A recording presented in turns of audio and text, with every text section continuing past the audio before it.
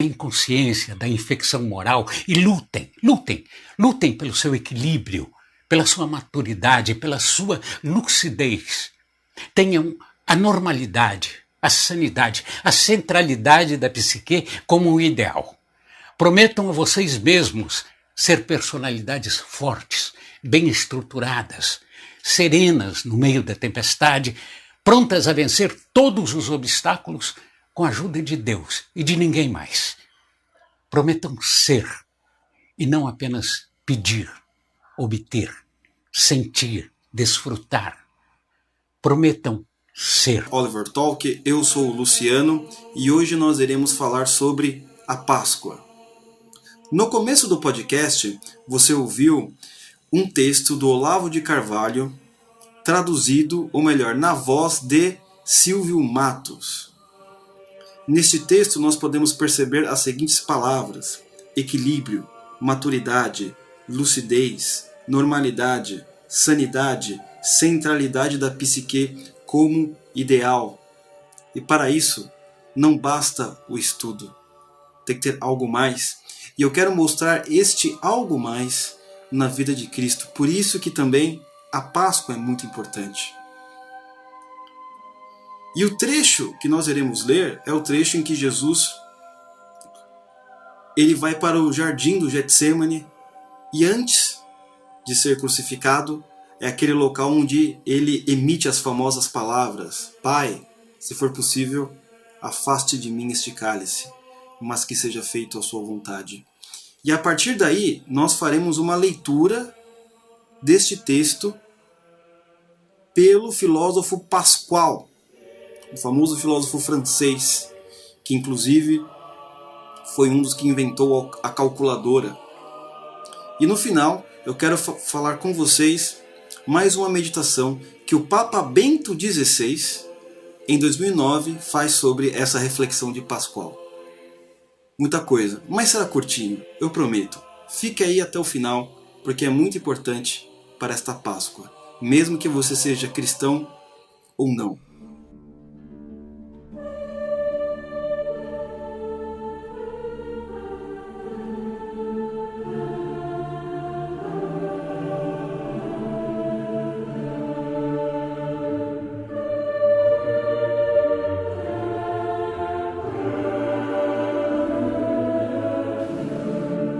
Então, imagine que você tem uma missão para se cumprir na sua vida. Seja enfrentar uma dificuldade, um falecimento, ou um obstáculo que você não consegue vencer, ou algum problema, enfim, dificuldades no geral. E você precisa manter a centralidade da psique. Você não pode simplesmente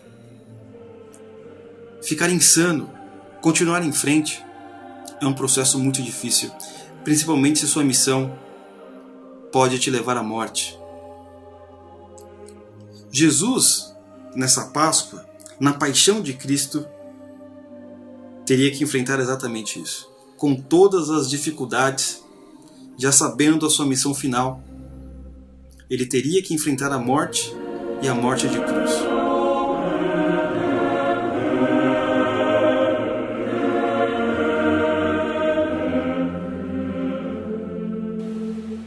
Eu vou explicar um pouco todo o contexto geral, para quem não entende muito, e isso é muito importante. E não entende o contexto no sentido histórico. O que acontece? Jesus já estava há 3 anos andando com seus discípulos, os 12 discípulos, fazendo milagres, maravilhas e etc. Só que seus inimigos acharam uma maneira de crucificá-lo e de matá-lo. E encontraram para isso um traidor, chamado Judas. Antes dele ir para o jardim do Getsemane, que é a nossa parte principal, ele faz a famosa ceia, em que ele divide o pão, lava os pés, e ele fala ali naquele momento: um de vós irá me trair, e Judas sai. Depois ele sai com seus discípulos, com seus 3 discípulos, Pedro, Tiago e João. E como nós podemos observar, no capítulo de Marcos 14, do versículo 32 a 42. Preste atenção.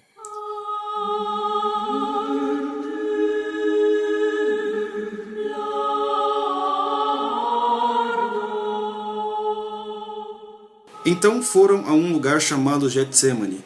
Ali chegados, disse Jesus a seus discípulos: Assentai-vos aqui, enquanto eu vou orar. E levando consigo a Pedro, Tiago e João, começou a sentir-se tomado de pavor e de angústia, porque Jesus já sabia o que iria acontecer com ele. Continuando, e lhes disse: A minha alma está profundamente triste até a morte. Ficai aqui e vigiai.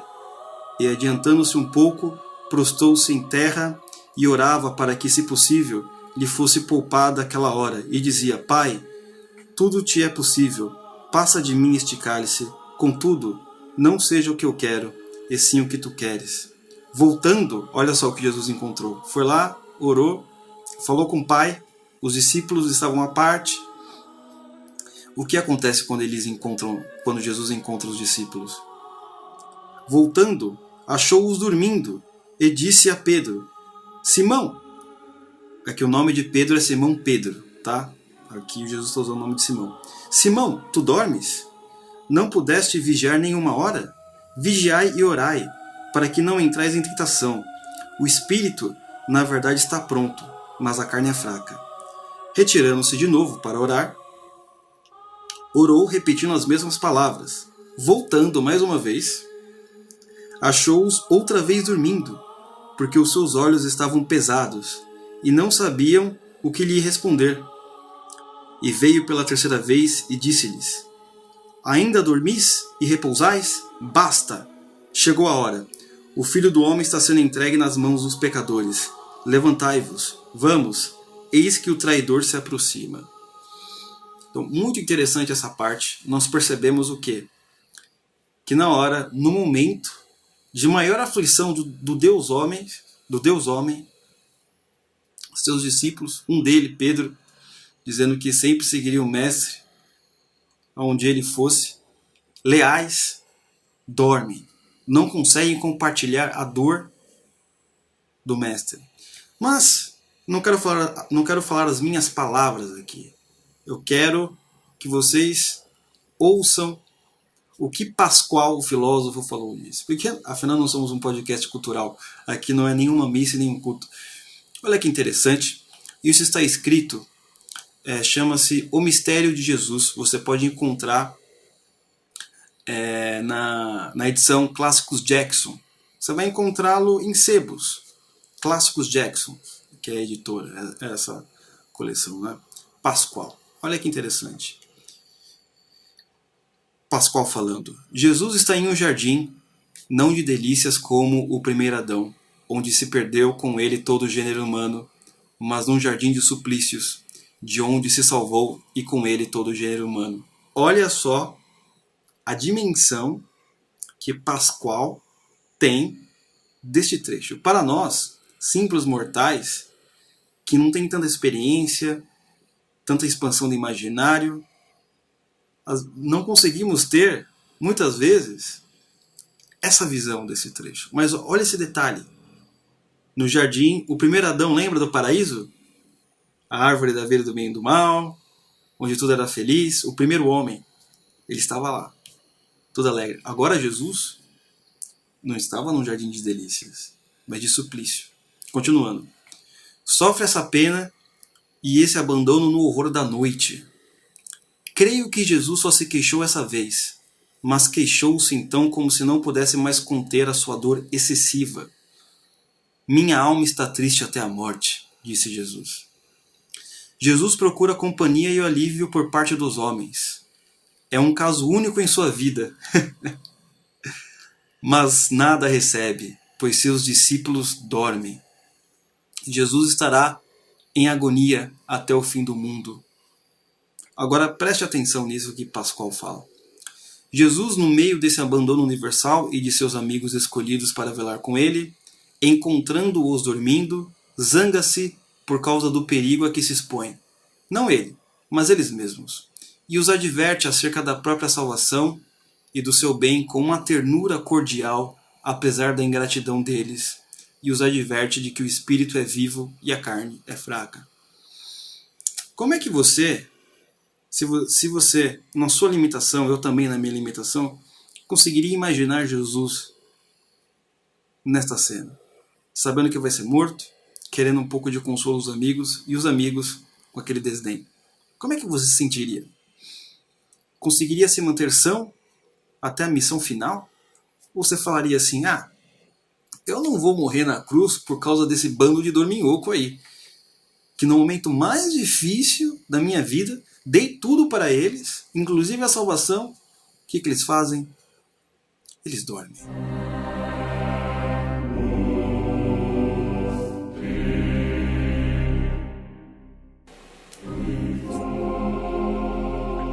Veja como é difícil, como nós somos. No primeiro momento, para relaxar, relaxamos e esquecemos a centralidade das coisas. Manter a centralidade da psique perante a morte foi o que Jesus fez. Lembra das palavras do começo do podcast que o Olavo de Carvalho falou?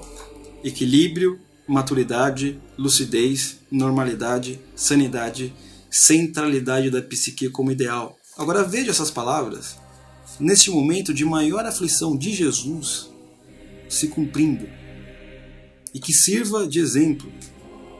Primeiro, manter a centralidade da psique perante a morte foi o que Jesus fez. Equilíbrio pelo desdém dos amigos, Jesus conseguiu. A maturidade de continuar a missão até o fim, Jesus conseguiu. A lucidez e a normalidade para se preocupar com os amigos e discípulos.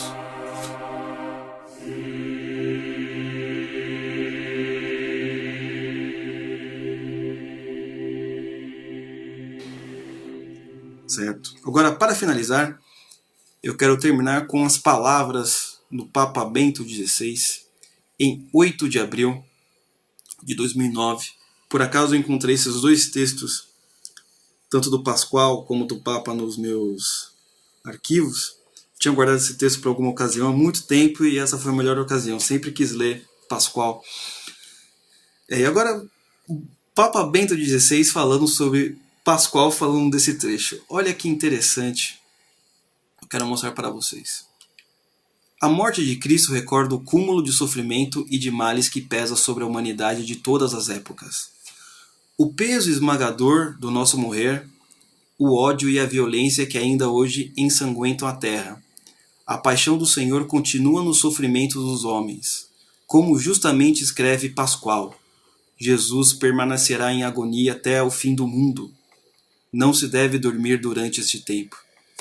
Se a Sexta-feira Santa é um dia cheio de tristeza, é, portanto, ao mesmo tempo, um dia muito propício para despertar a nossa fé, para reforçar a nossa esperança e a coragem de carregar cada qual a sua cruz com humildade, confiança e abandono a Deus, na certeza do seu apoio e da sua vitória.